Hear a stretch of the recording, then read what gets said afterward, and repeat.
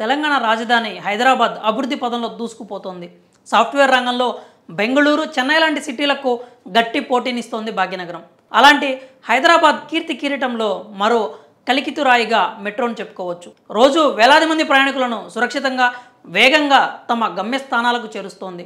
మెట్రోకు demand పెరిగిన నేపథ్యంలో ఈ సర్వీసులను మరింత విస్తరించేందుకు ప్రభుత్వం ప్రణాళికలు రచిస్తోంది. ఇదిలా ఉంటే నిత్యం వేలాది నుంచి లక్షలాది మంది ప్రయాణించే హైదరాబాద్ మెట్రోకు ఊహించని విధంగా జరిమానా పడింది.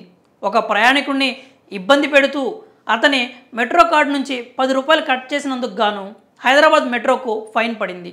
అయితే ఈ ఘటన జరిగి 4 ఏళ్లయింది. కానీ ఈ కేసులో తీర్పు తాజాగా వచ్చింది. ఖమ్మం జిల్లాకు చెందిన వెల్లంపల్లి నరేంద్ర స్వరూప్ అనే వ్యక్తి 2019 జనవరి 10న హైదరాబాద్కు వచ్చాడు. ఎల్బీనగర్ మెట్రో రైల్వే స్టేషన్లోకి ప్రవేశించాక ఈస్ట్ సైడ్ టాయిలెట్స్ లేక మరోవైపు వెళ్ళాడు.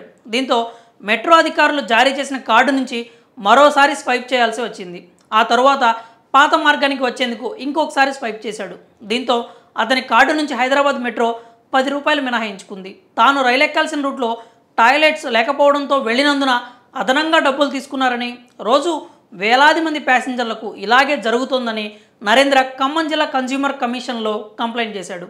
దీంతో ఈ కేసును పరిశీలించిన వినియోగదారుల కమిషన్ చైర్మన్ వి లలిత, మెంబర్ ఏ మాధవీలత బుధవారం తీర్పునిచ్చారు. నరేంద్ర నుంచి వసూలు చేసిన 10 రూపాయలు తిరిగిచ్చేయడమే కాకుండా ఆ అసౌకర్యానికి 5,000, కోర్టు ఖర్చుల కోసం మరో 5,000 చెల్లించాలని ఆదేశించారు. ఈ పరిహారాన్ని 45 రోజుల్లోగా బాధితుడికి అందించాలని హైదరాబాద్ మెట్రోను ఆదేశిస్తూ తీర్పు ఇచ్చారు. టాయిలెట్స్ లేని సందర్భంలో ప్రయాణికులకు కనిపించేలా డిస్ప్లే బోర్డులు పెట్టాలని ఖమ్మం కన్జ్యూమర్ కమిషన్ సూచించింది. మరి హైదరాబాద్ మెట్రోతో కోర్టులో 4 ఏళ్లు పోరాడిన సామాన్యుడిపై మీ అభిప్రాయం ఏంటో కామెంట్స్ రూపంలో తెలియజేయండి.